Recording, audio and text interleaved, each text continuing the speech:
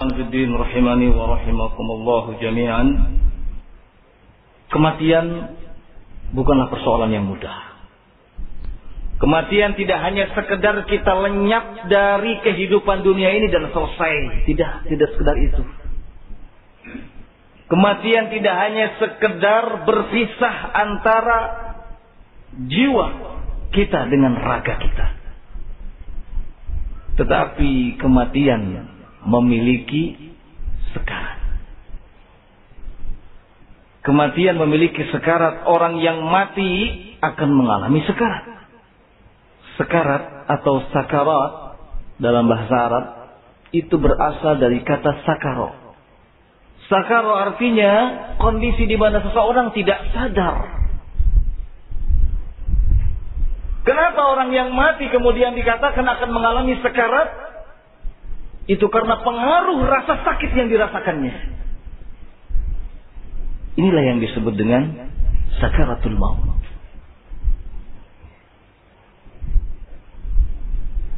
Tidak ada yang bisa merasakan bagaimana sakitnya sakaratul maut kecuali orang yang sedang mengalaminya.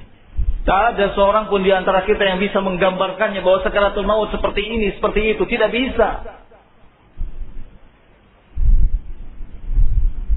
Tidak bisa digambarkan, tidak bisa diucapkan lewat kata-kata. Tidak bisa dibayangkan seperti apa. Allah Subhanahu wa ta'ala menjelaskan bagaimana dahsyatnya kematian di 4 ayat di dalam Al-Quran. Di antaranya yang pertama di ayat yang ke-19 dari Quran surah Qaf. Allah Subhanahu wa ta'ala berfirman, wa ja'at sakratul maut bil haqq.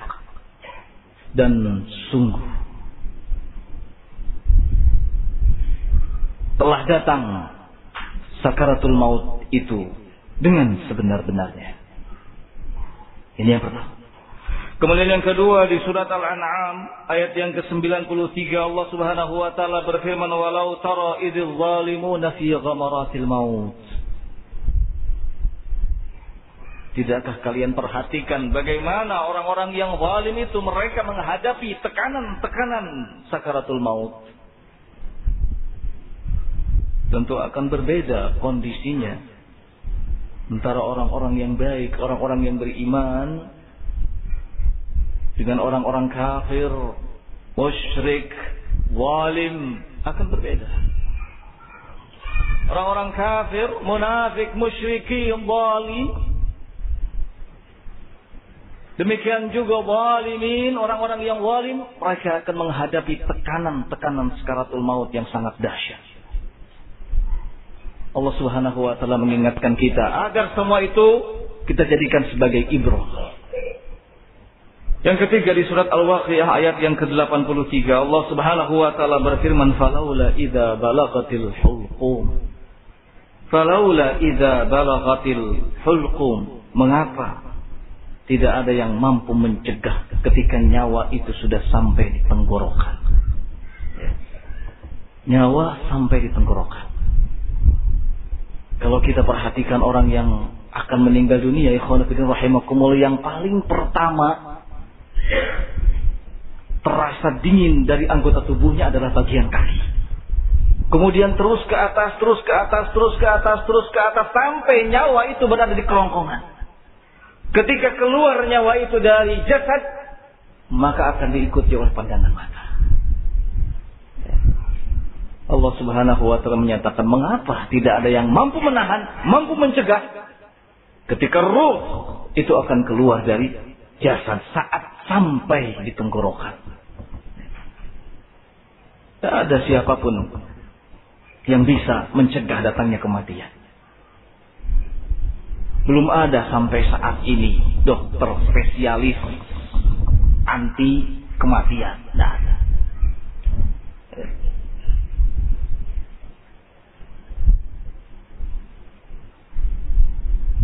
Dokter sehebat apapun tidak akan bisa menyembuhkan yang namanya kematian.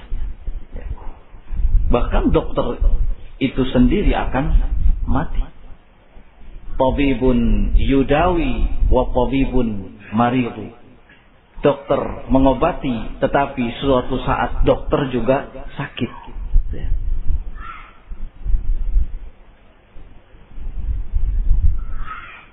Lalu yang keempat, ikhwan fillah rahimakumullah, di surat Al-Qiyamah ayat yang ke-36, kalla idza balagatit taraqi wa qila man raq.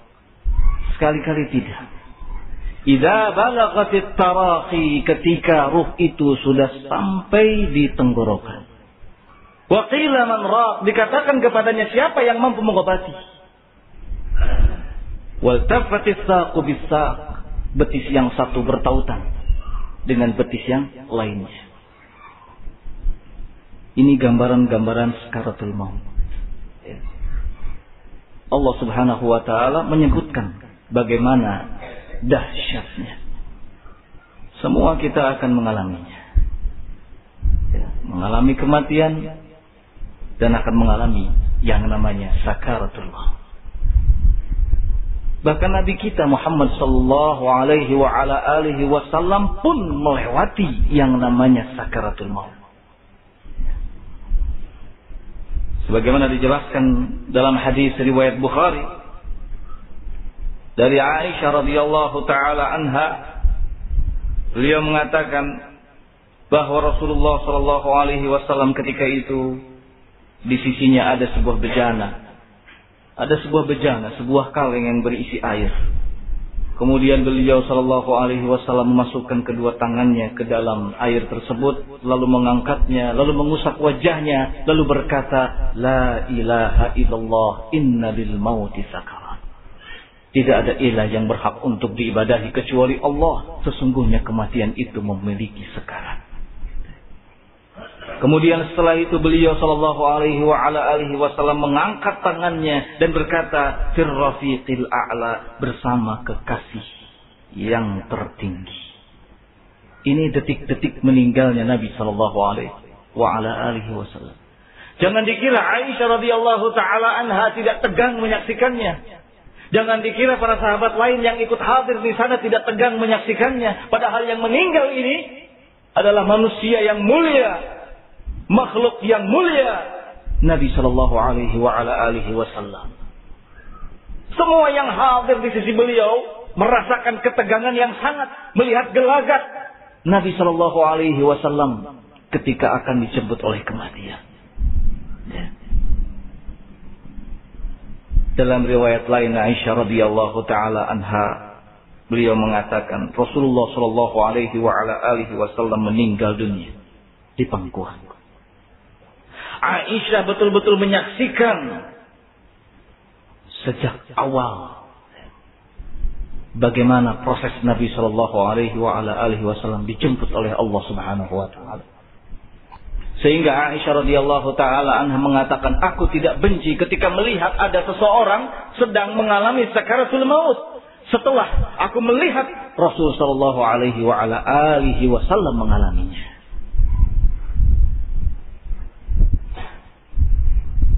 Rasulullah sallallahu alaihi wasallam manusia terbaik, utusan Allah Subhanahu wa taala, ketika meninggal dunia mengalami yang namanya sekarat. Apalagi kita tentunya.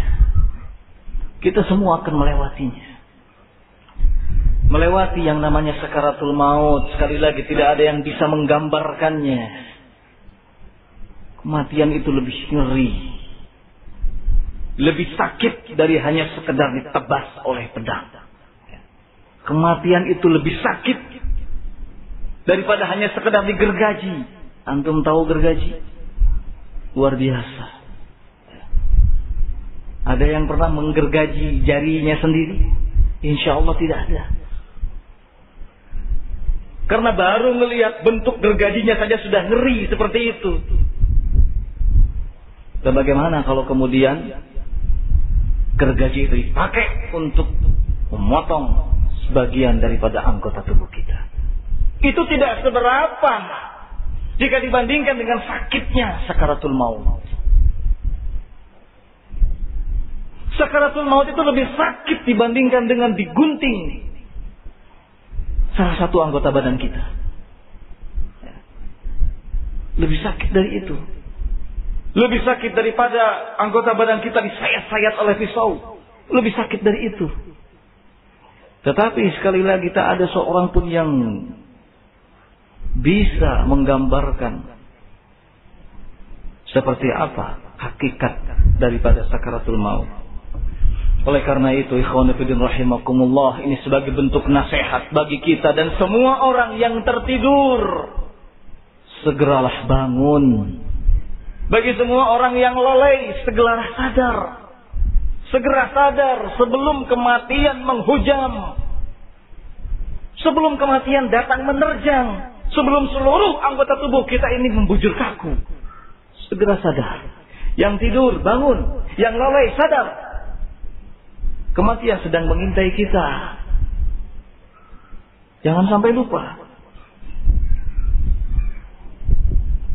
Para salafus salih ridwanullah alaihim ajmain, panutan kita, mereka senantiasa saling menasehati antara satu dengan yang lainnya agar mengingat kematian. Ya. Khalifah Umar bin Abdul Aziz,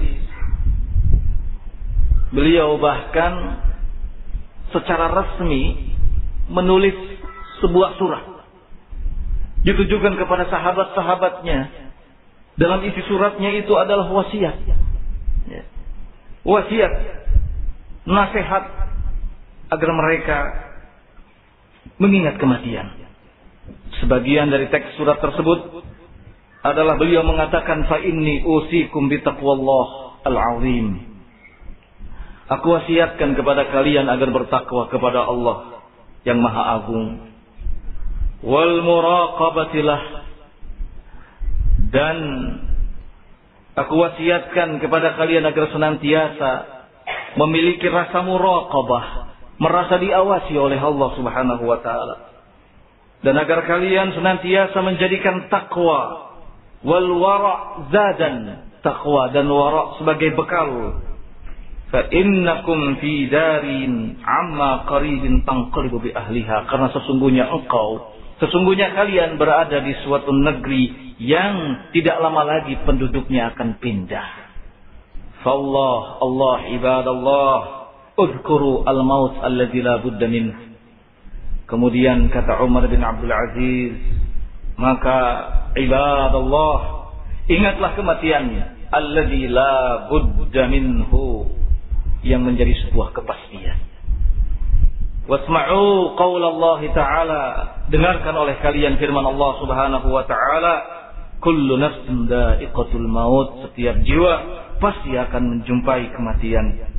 Allah Azza wa Jalla juga berfirman, kullu man 'alaiha fan, setiap yang ada di muka bumi ini pasti akan binasa. Dan juga firman Allah Subhanahu wa taala, fa kaifa idza tawaffatuhumul malaikatu yadribuna wujuhahum wa adbarahum. Bagaimana kalau seandainya para malaikat itu ketika mewafatkan mereka manusia, para malaikat itu yadribuna wujuhahum wa adbarahum, memukul wajah mereka dan punggung-punggung mereka.